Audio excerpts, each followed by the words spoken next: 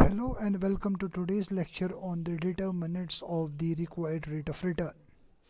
Now, this required rate of return is normally influenced by the three important factors. The first one is the economy's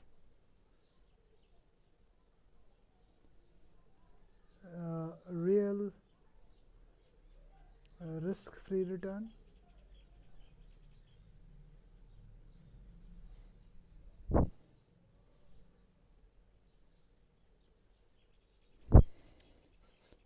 The second one is the nominal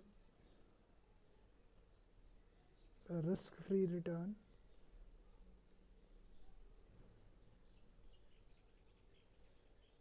And the third one is the risk premium.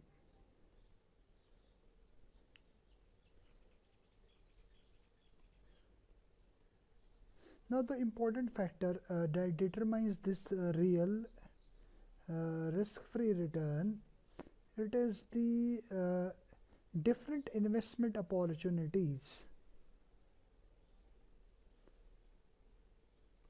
that is available in an economy.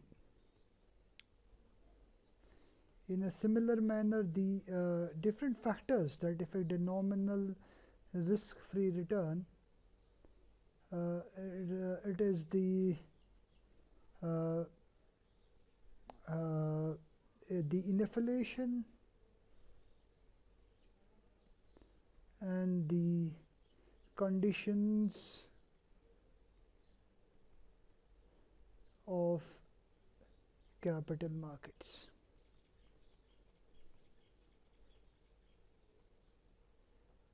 And this risk premium, it is affected by the amount of the risk associated with the particular security.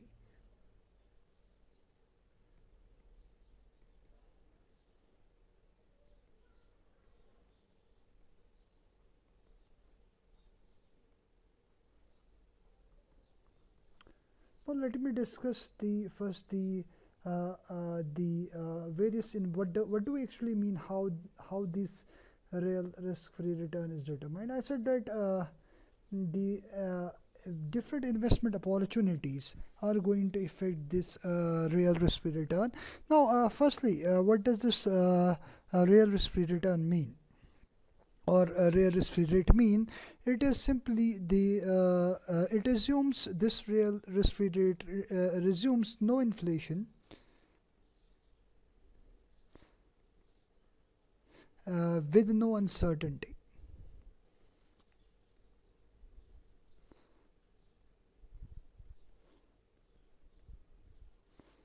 Which means that the future cash flows that are coming to an investor in an inflation-free economy are known with certainty, and he is going to receive this he is definitely going to receive this real risk-free return on an investment. And sometimes we call this as the pure time value of money.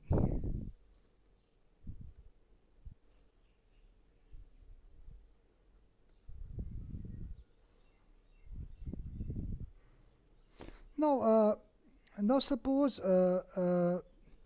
these different investment what is going to happen when there is the long run growth in an economy.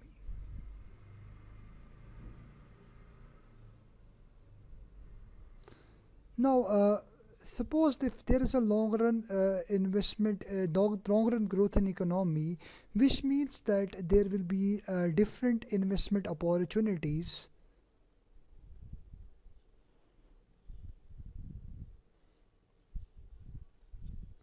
available in an economy.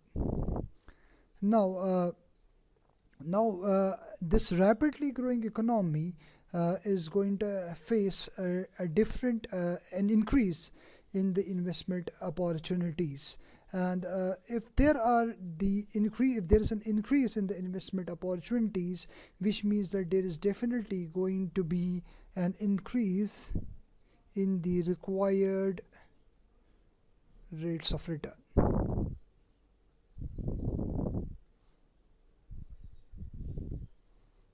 So now so we can say that there is a positive relationship that exists between the growth rate of an economy and the required rate of return. So as the economy progresses, the different investment opportunities or different investment avenues open up, which require the increase in the required rates of return. Now coming to the second point, that is the nominal risk-free rate.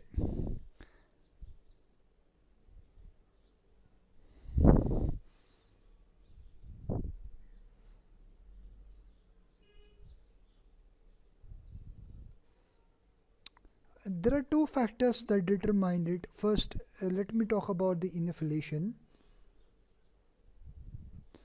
again given by the let me talk about the Fisher equation here.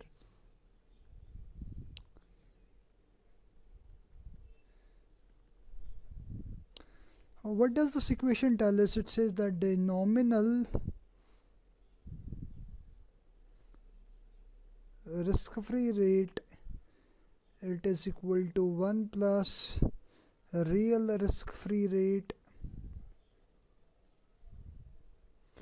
multiplied by 1 plus expected rate of inflation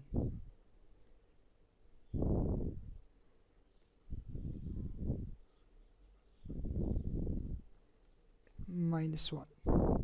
So whatever the change in the rate of inflation, it is going to cause a corresponding change in the nominal risk-free rate, which means that the nominal risk-free rate is going to get influenced by the particular type of the inflation in an economy.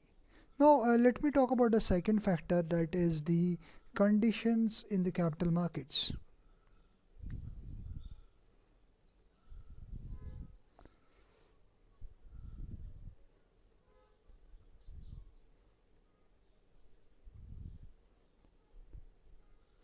Let me take an example.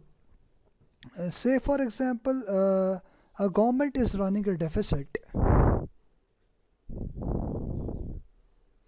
due to the overspending or the increase in the government spending.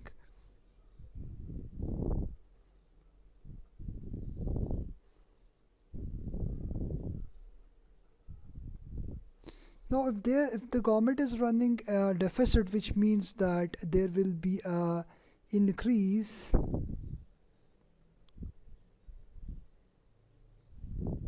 in demand of capital, which means that if there is an increase in the demand of capital, which means that there will be an increase in the interest rates.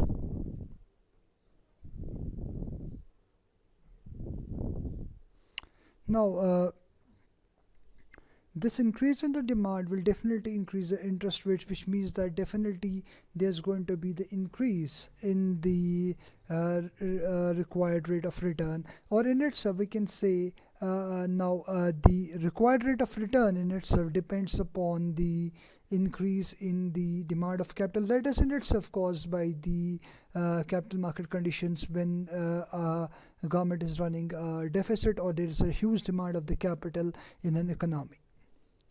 Now let me move to the third condition, that is the risk premium.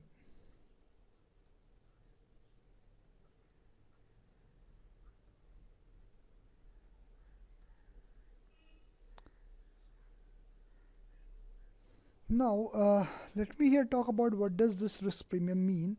It is simply what an investor is expecting above the nominal risk-free rate of return. Anything that is expected, now let me talk it about here. Risk premium is something what an investor is expecting above than the nominal risk-free rate of return. That is what an investor is expecting above than the expected rate of return, that is nominal risk-free return.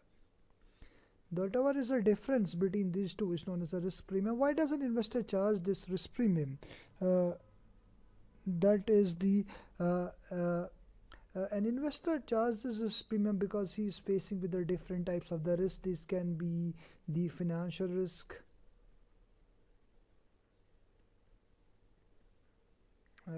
or the business risk.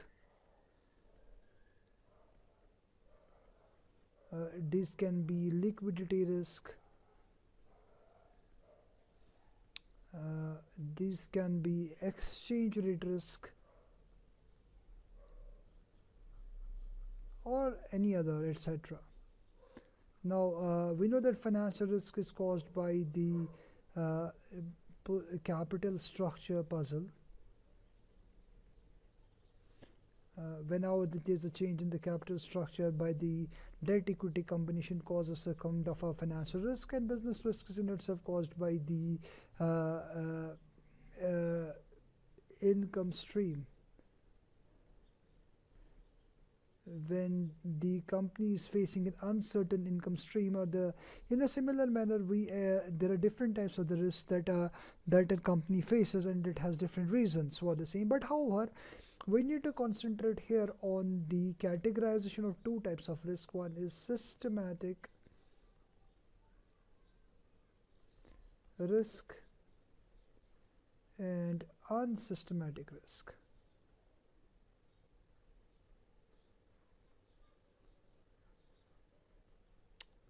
Now, this systematic risk is also known as the unique risk.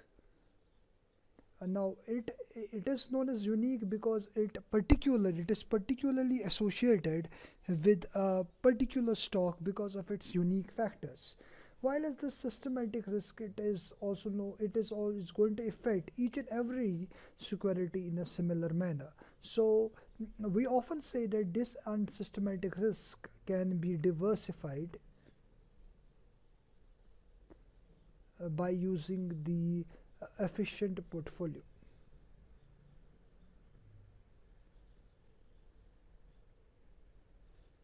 Now, if an investor invests into a portfolio in a well diversified manner, this unsystematic risk is going to get away.